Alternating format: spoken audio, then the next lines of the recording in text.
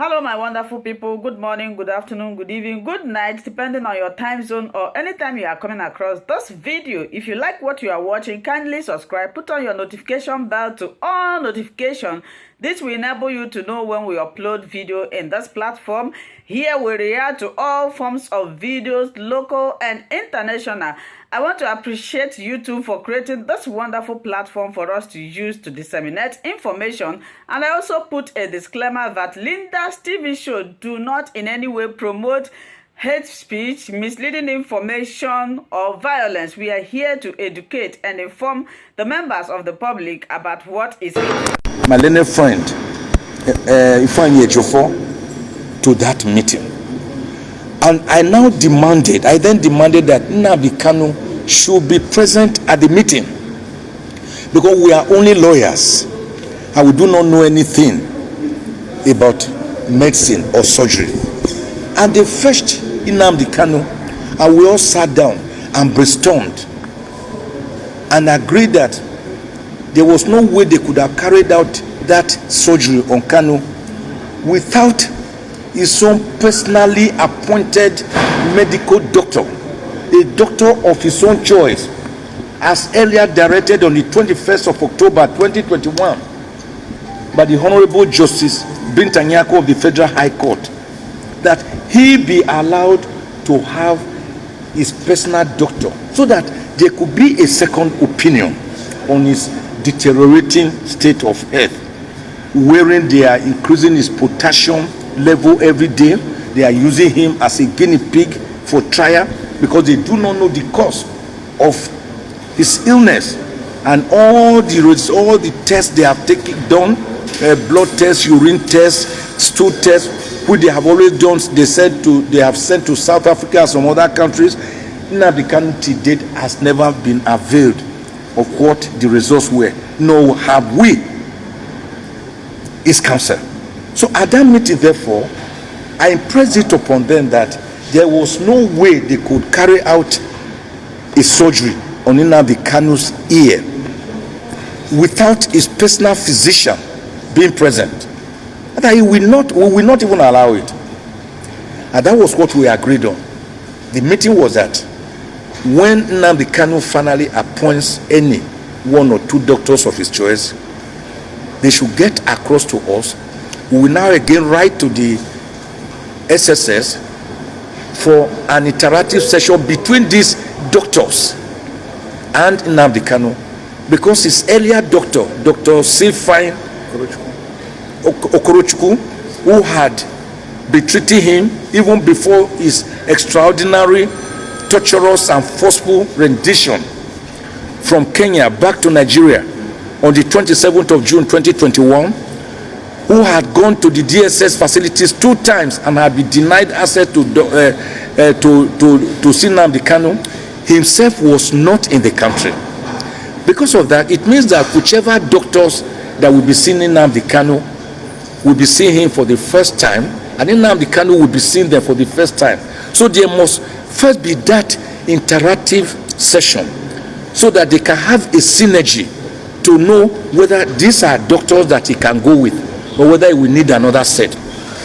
Surprisingly, suddenly, like Fela will put it, we saw flying in the social media some characters saying that the family of Nnamdi Kanu has allegedly debriefed me and Ifeanyi Ejiofor. There are certain pieces of news I don't take serious. I didn't just laugh. I guffawed. It was a loud laughter that these guys do not know what they are talking about. You cannot sit in Germany. You do not know what is going on with your brother's case or his life. And you said that Nnamdi Kanu has been trying since 11th of May to get across to me, and I'll be refusing to see him.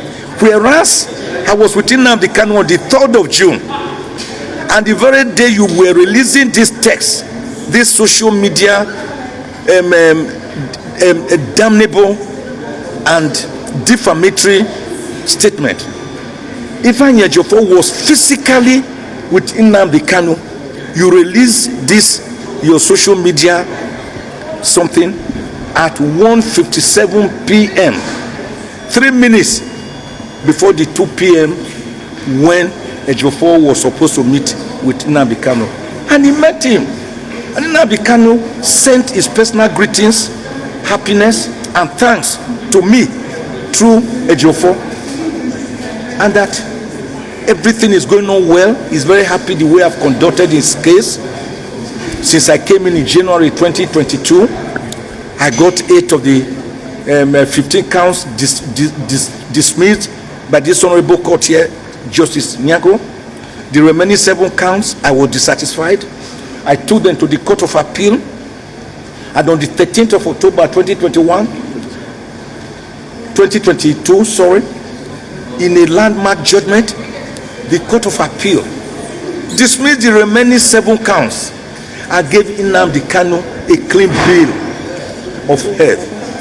The Court of Appeals declared that Nnamdi Kanu was hereby discharged. The Court of Appeal declared that Nnamdi Kanu should never again be arrested or detained over this matter. The Court of Appeal went further to declare that never again should Nnamdi Kanu be tried on the same offenses for which he was extraordinarily, torturously, and extrajudicially renditioned back to Nigeria from a sovereign country, Kenya, where he had gone to in May 2021 as a British citizen, not even as a Nigerian citizen, without following the extradition process. And a whole federal government, rather than defend its citizen, as the American government will do, they will go to any country to go and take out one of their citizens. We have seen it again and again. The whole federal government filed a motion for stay of execution of the liberty of its own citizen, contrary to section 36 of the Constitution. An unknown process, and another panel of the Court of Appeal granted that stay. They filed an appeal to the Supreme Court and they sat on it. They refused to prosecute the appeal. They will file papers, they will not serve us until we go there by ourselves to search. The federal government has been running, but by the grace of God, they cannot hide. On the 14th of September 2023, this case will come up before the Supreme Court. Nnamdi Kanu will secure his freedom. The Court of Appeal made it clear that the acts of the federal government were egregious and they breached Nnamdi Kanu's fundamental rights, and that he should never again be detained or tried on the same offenses. The federal government has not abided by that decision. The federal government has not abided by the ruling, the judgment of the United Nations Human Rights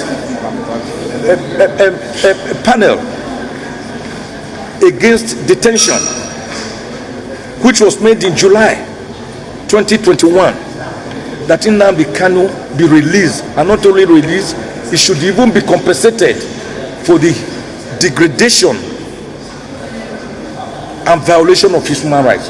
The federal government has not abided by the African Union own ruling that Nnamdi Kanu should be released.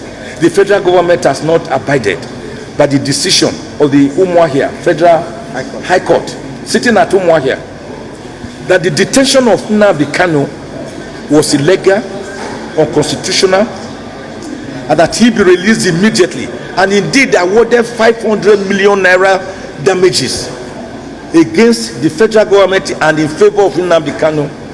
They have not abided by that decision.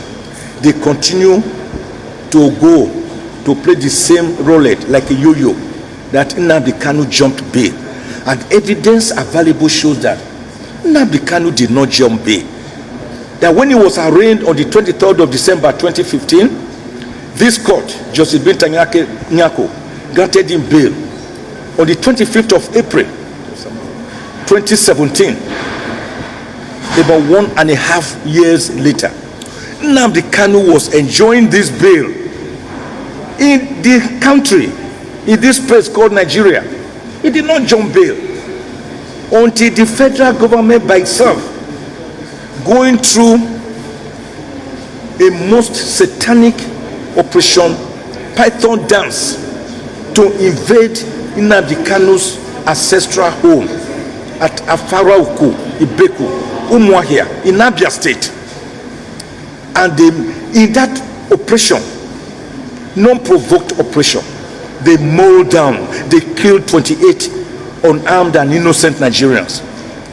Nnamdi Kanu barely escaped with the breath of his life by providence, by an act of God.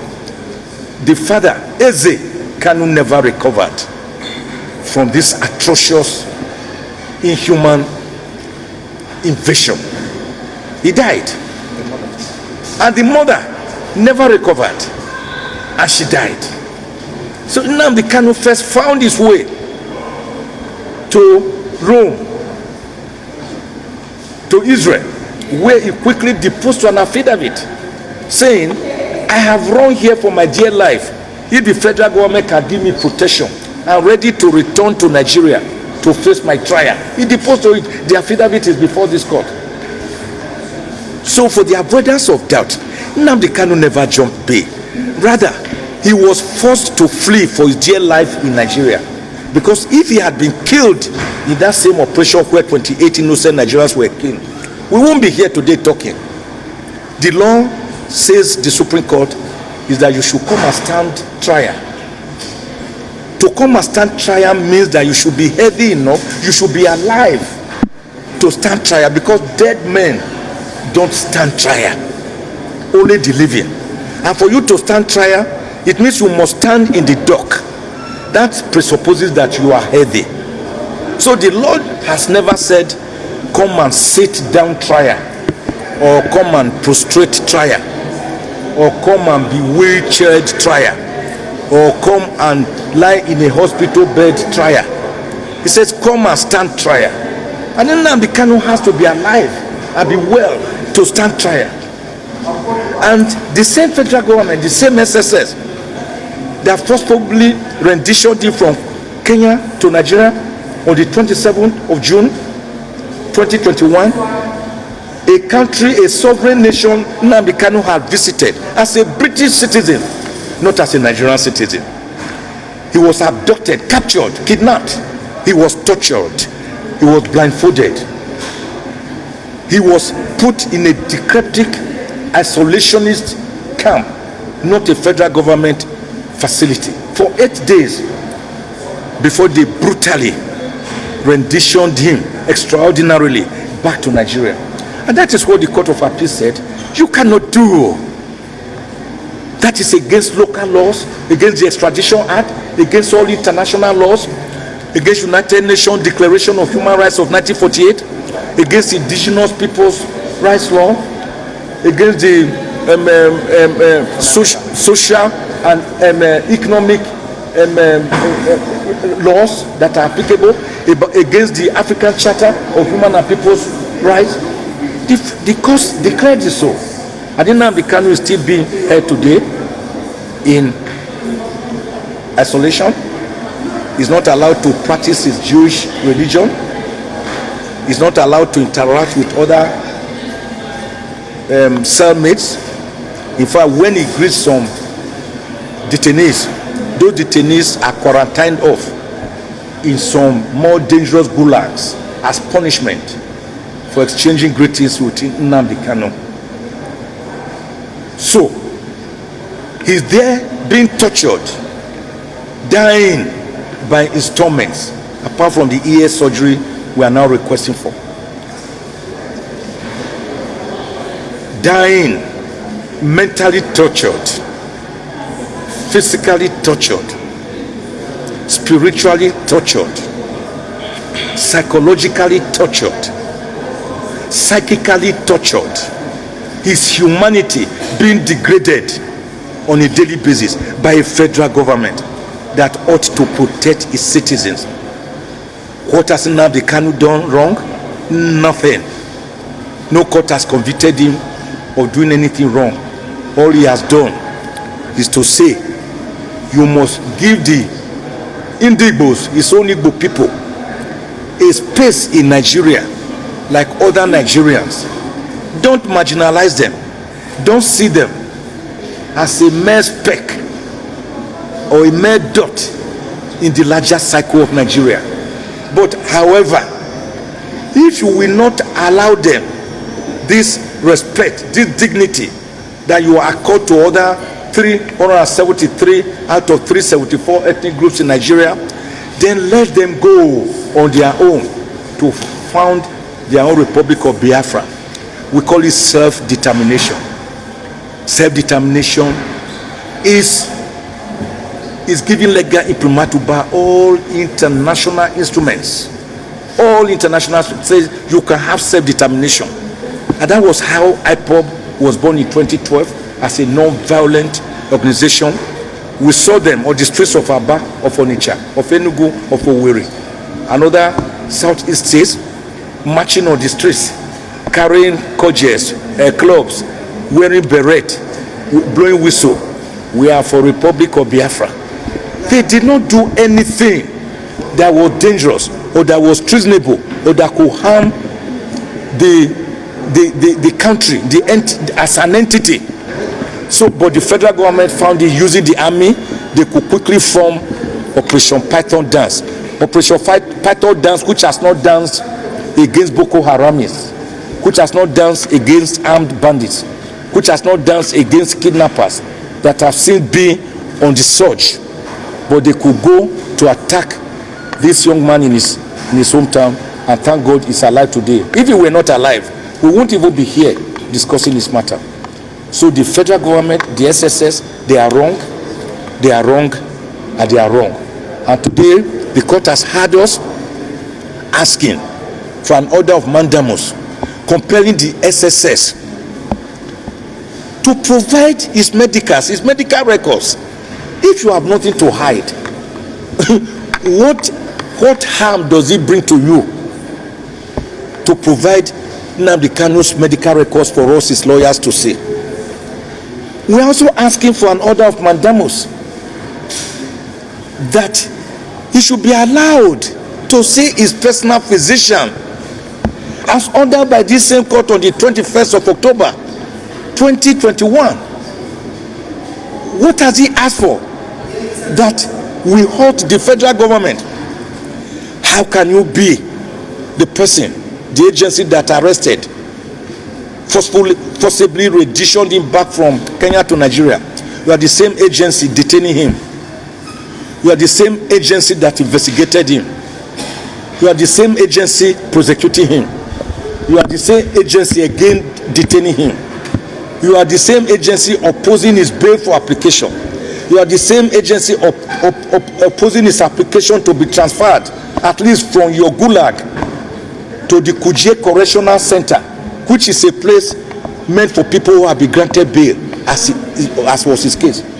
So they have become not just the judge and the prosecutor, they are also the arrestor, the detainer, the prosecutor, the investigator, the judge. And you cannot run a country like that. SSS, listen, and listen good. Abide by the order of the Court of Appeal made on the 13th of October 2021. Let Nnamdi Kanu go. Release him. Let my people go. Moses told the Egyptians, let my people go. They will not hear. He was with his brother Aaron. Am I right? They will not hear.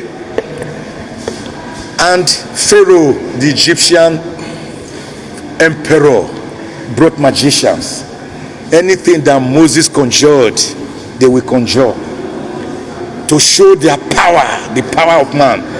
But it was God in action. Go and read Exodus 8:19. The finger of God. When the camp of Moses conjured gnat, little lice in the head, those small insects in the head. When they conjured them, the Pharaoh Egyptian magicians tried to also conjure the same knot, the same lies. They could not. And that was the smallest of all defeats. They went back to Pharaoh and say, this is the finger of God. Let these people go. But Pharaoh was already deafened. He will not hear of it. When the Israelites were going, God parted the Red Sea for them to go through. And then the Pharaoh army with chariots and charioteers, they came steaming, pursuing the Israelites. And God closed the Red Sea for them. And they drowned. This is a caveat to the federal government. Don't let this Nnamdi Kanu drown us as a people. We do not need it. It is an avoidable happenstance. Let the federal government, let the SSS release Nnamdi Kanu today. And I believe that by the grace of God, the court will do the needful. We grant our application for an order of mandamus. And they had tried to raise funny preliminary objection that the case is like another one decided by the Honorable Justice Taiwo O. Taiwo, who has now retired. We have been able to demonstrate and show that the two cases are different. In that case before Justice Taiwo Taiwo, there were three parties. In the present case before this court, there are only two parties. The case before Justice Taiwo was the enforcement of fundamental human rights. The case before Justice Nyako here is for an order of judicial review to grant an order of mandamus. We showed thirdly, the case before Justice Taiwo had 11 reliefs. 11 reliefs. 6 declarations and 5 orders. The case before this court where we are here is just 2 orders. An order to grant him access to mandamus, to have access to his doctor and his medical records, and further order. That's just all. So we've been able to show that both the parties, the reliefs, the subject matter, and the goal are different. And then in such a case, the doctrine of estope perem judicata cannot apply. We believe that the God of that same God of Israel, that same God of Daniel, that he delivered from the den of lions, that same God of Paul and Silas in Acts of the Apostles chapter 16, that same God of Meshach, Shadrach, and Abednego, that same God of Lazarus, that Jesus Christ woke up 4 days after he had died, and his flesh was already decaying and stinking. That same God of Noah and the ark,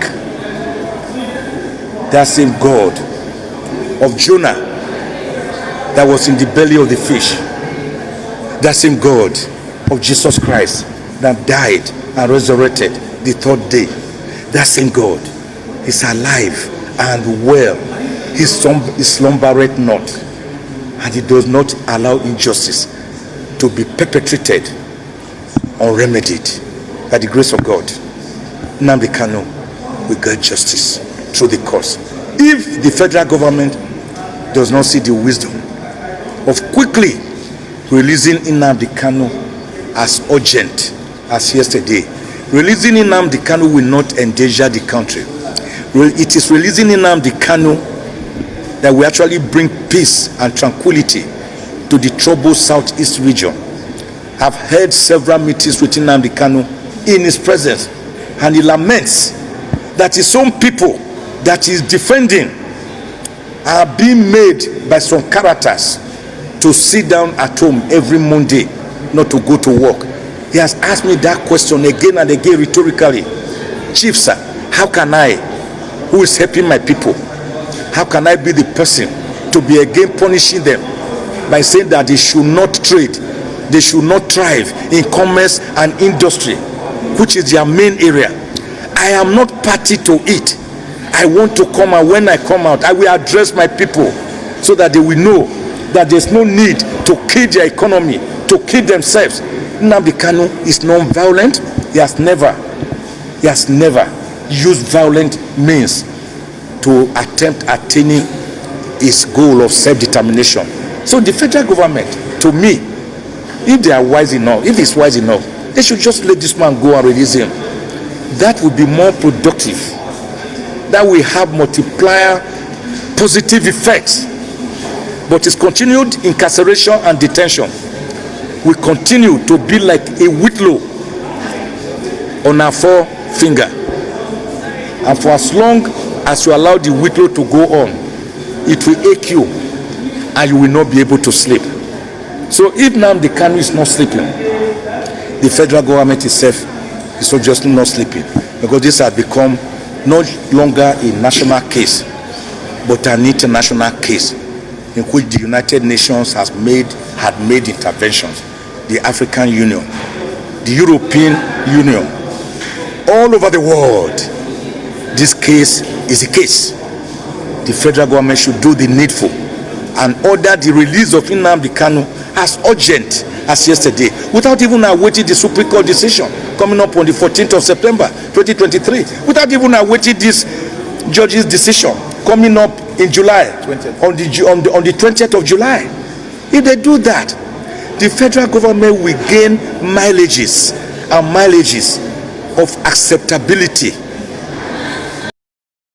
Hello my wonderful people, as we have finished watching this interesting video, please, I want to see your comment, your contribution, your opinion in the comment section. Like I said earlier, let us do it constructively. Tell me what you think about this video that you have just watched, and also about the platform. If you haven't subscribed, what are you waiting for? Please remember to subscribe, put on your notification bell, share this video, and remain blessed.